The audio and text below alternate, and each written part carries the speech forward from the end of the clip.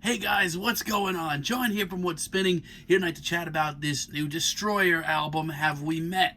Destroyer are Dan Behar and company. They've been at it now since the late 90s. Their early days, their first few albums was a little much for me. It wasn't really that into them. Now Dan, ever since, has become one of my favorite lyricists probably of all time, but at the time they were working with a lot of lo-fi production that I didn't think suited them that well. No, it wasn't until albums like Thief and City of Daughters that I thought that they really started picking up the pace a little bit. The much more elegant and refined instrumentals, as well as Dan's very poetic, dramatic lyrics and performances really made for quite the duo. And ever since, Dan and company have been putting out some of my favorite albums of the 2000s. Street Hawker Seduction, the very playful Your Blues, the very theatrical Destroyers Rubies, the very verbose Trouble in Dreams, and the absolutely magnificent kaput It's All Gravy. Even Poison Season, which I feel like gets kind of a bad reputation, I thought was pretty awesome as well, even though it was a little bit more upbeat and a little bit more jazzy. But ever since, I feel like me and Destroyer have been on different pages. 2017's Ken certainly had its great moments, but the woozy synths and the cold atmosphere, to me, in the long run, just really haven't been that exciting. Now, the new singles leading up to this album haven't been terrible, but certainly have taken a really long time to grow on me. Let's chat about it. This album starts off with Crimson Tide, and honestly, it's very elegant, very refined intro. And it gets pretty epic very quickly, to be honest. I mean, like I said, some of the woozy synths of Ken rubbed me the wrong way, but instantly, this is doing a whole lot more right. The funky bass licks and the very elegant keyboards really helped me get swept up in this pretty quickly. Not to mention, Dan is absolutely at the center of this performance, as he should be. And he comes off super mysterious, which is something I don't often hear, but I really like as well. It's a crunchier track with instrumentals that are a whole lot more upfront than I expected to hear on this album. But it works for Destroyer really great, and honestly, this is just an awesome intro. In a lot of ways, I feel like this time around, Dan and company have this more synthetic, more cold sound, a little bit more down-packed. It just doesn't happen as far as the softer tune goes. Really does do a lot for me. I love the very bubbly instrumental that never overstays its welcome and kind of lets Dan do his thing. I mean, if I had to make one critique, it is a little bit stiff, and Dan in the past has been a lot more fluid at times. But Dan's very verbose, theatrical performance here is wonderful. It's even a little seductive at times. Plus, I love how full of imagery this track is. Yeah, it's a little long-winded, but honestly, I haven't been bored with it at all.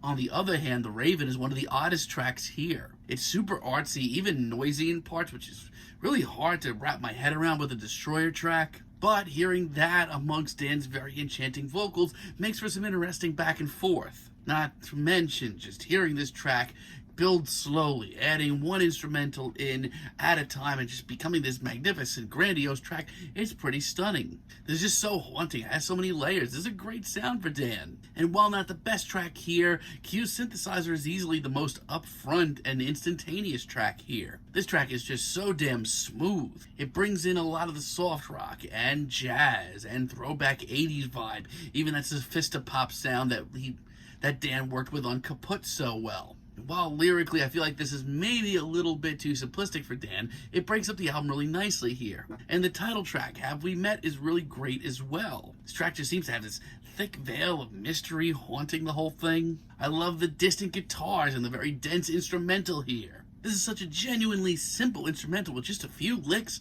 here and there, but it's just done so expertly. I don't know, man, for me, this very synthetic sound that Dan and company are working with these days is so hit and miss with me.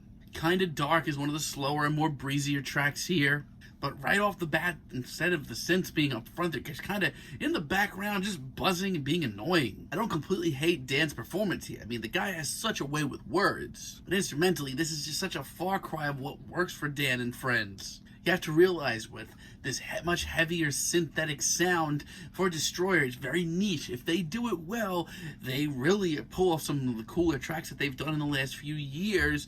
But man, when it misses, it is rough. The track is a mismatch. It doesn't really even sound very structured. And it's a shame because Dan's performance here is so commanding, and the drums towards the end are really cool, but overall, this track just isn't for me. And the television music, Supervisor, is my least favorite track here. There are parts of this track, though, that are kind of stunning, though. Like the synths here all just sort of harmonize into this weird drone that's actually pretty ridiculous. But Dan's incredibly sluggish and drawn-out performance here does absolutely nothing for me. The result is one of the worst Destroyer tracks I've heard in a really long time. And this twinkling light on the ears atmosphere, I'm not having any of it. The amount of flimsy tunes here continues with University Hill. This one is much more bubbly, and it does have a very romantic sound to it. But this track just seemingly falls apart before it really even gets going. Dan just doesn't sound really as into this. He doesn't sound like he's on top form or anything near it. It's sweet at parts, but I just personally know Dan could do so much more. The Man in Black's blues late in the album really kind of divides me up in a lot of ways. I do like the very spacious, sort of retro 80s vibe to this track quite a bit. Instrumentally, I couldn't be more in on this, but I really do think that once again, lyrically, this track is pretty cheap. This one has a lot of potential to it, but Dan, I just feel like, is not really that into it. This track just kind of makes me miss the old Destroyer. And I have a lot of the same thoughts on the album's finale, Fool Song. As far as the instrumental goes, once again, this is right up my alley. But I don't know, for some reason, me and Dan's performances on tracks like this can't seem to get on the same page. It's much more boring and hard to sit through than some of his real classic albums. It's sweet and all, and like I said, there's a lot of instrumentals here that rub me the right way, do excite me. But everything else about this track is really kind of testing my patience. So yeah, I don't know, like, leading up to this album, I actually had my hopes up because I think a lot of the singles here are really good and show Destroyer working with this much more synth-heavy sound in a much bigger and better way. But I don't know, I feel like there's like sort of a disconnect between Dan Behar and the rest of Destroyer. Some of his performances here, while on paper sound great, and still the guy has a ton of ideas, obviously, but there's a disconnect here. This is a real mixed bag. There are times where the synthetic sound just seems boring, and there's other parts where Dan's performances don't seem up to par. I'm feeling like a very strong 6 on this album. Let me know what you guys think down below. If you liked the video, be sure to give us a like, give us a subscribe, and let me know down below what you would like for me to chat about in the future. Until next time, have a great day, guys.